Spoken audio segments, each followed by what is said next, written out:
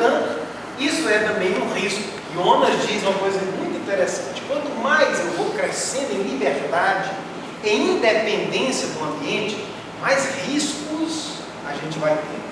A planta tem poucos riscos, porque está tudo ali pertinho dela. O animal vai ter um risco maior, porque ele vai ter que agora se esforçar, vai ter que ir atrás do alimento.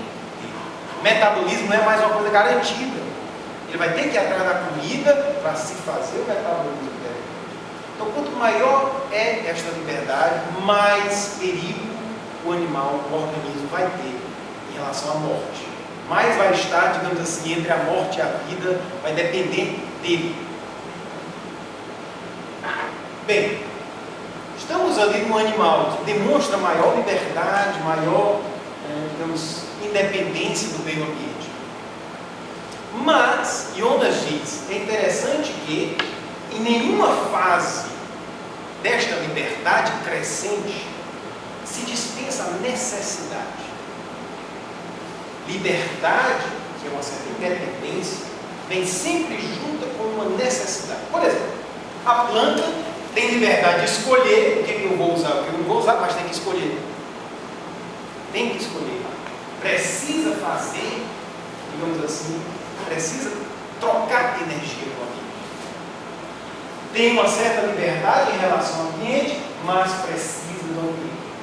E esta dependência vai ser contínua. No organismo, por exemplo, do animal, eu tenho maior liberdade. O animal tem muito mais liberdade em relação ao ambiente, mas precisa correr atrás, precisa ainda do ambiente. Esta necessidade, ela sempre acompanha a liberdade crescente ao longo da sua evolução.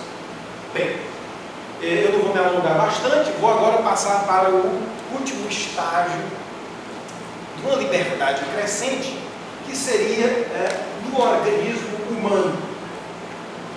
E Jonas diz assim: bem, o organismo humano, o que me interessa na realidade é um tipo de finalidade inconsciente. Então eu não vou falar do espírito humano ainda, da consciência da mente. Eu queria falar desse finalismo do organismo humano, do nosso corpo. Será que o nosso corpo mostra essa finalidade? A planta mostra uma certa finalidade, o organismo animal mostra uma certa finalidade, mas o nosso organismo humano, para além do que a animalidade, como os outros animais mostram, tem alguma característica em nós que demonstra maior liberdade, um crescimento de liberdade em relação ao animal? E Jonas vai pegar um dos sentidos, vai pegar os sentidos humanos, para mostrar como nos sentidos humanos, o ser humano, o organismo dele, demonstra mais liberdade do que o organismo animal. E vai pegar dos sentidos, o sentido que mais se aproxima da consciência.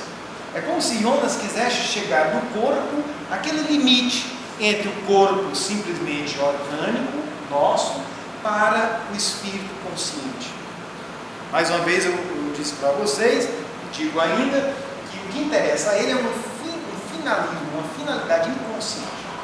Então nós estamos ali no limite. Então Jonas vai pegar o sentido da visão.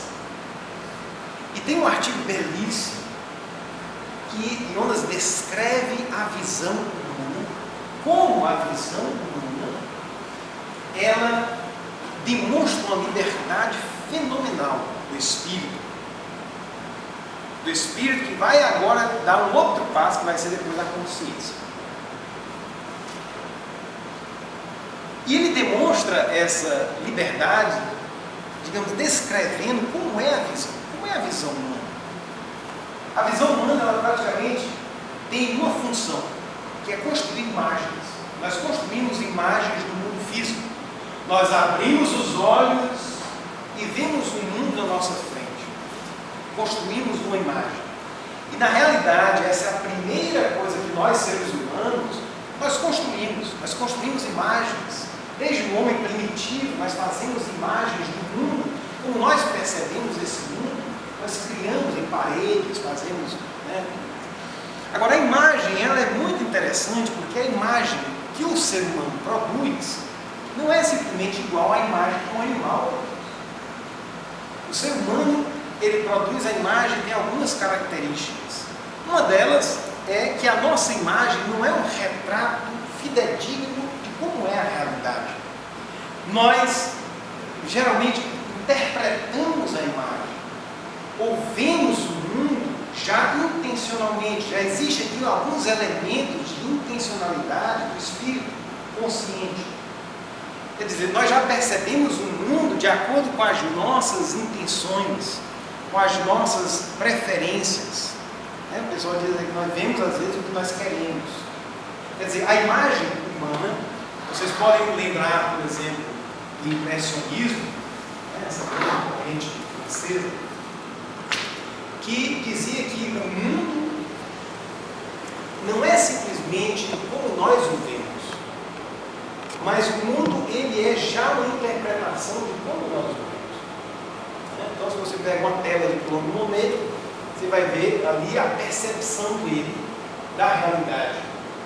E nós criamos, Jonas então diz que uma das características da imagem é a semelhança com o mundo. Semelhança significa dizer que não é tal e qual o mundo é. A nossa liberdade, a liberdade, digamos assim, da visão, consiste em mostrar um mundo já um pouco independente do mundo. É como se a gente criasse o mundo. É como se a gente produzisse a imagem do mundo. Já existem elementos de intencionalidade do que é esse mundo para nós. E outra característica da imagem é a incompletude. Uma imagem, ela precisa sempre ser completada. Então, se eu olho para vocês daqui, eu tenho uma imagem de vocês, e se eu rodasse a sala e visse por lá, eu teria uma imagem completa. A imagem era sempre incompleta. A perspectiva ela é sempre incompleta. Daí que essa imagem, ela sempre precisa voltar à realidade para se completar. A pessoa humana, ela vai criando uma imagem cada vez mais perfeita da realidade. Bem, essa análise da imagem vai dizer a Jonas, bem, mas isso aí praticamente é o primeiro, digamos, critério de verdade.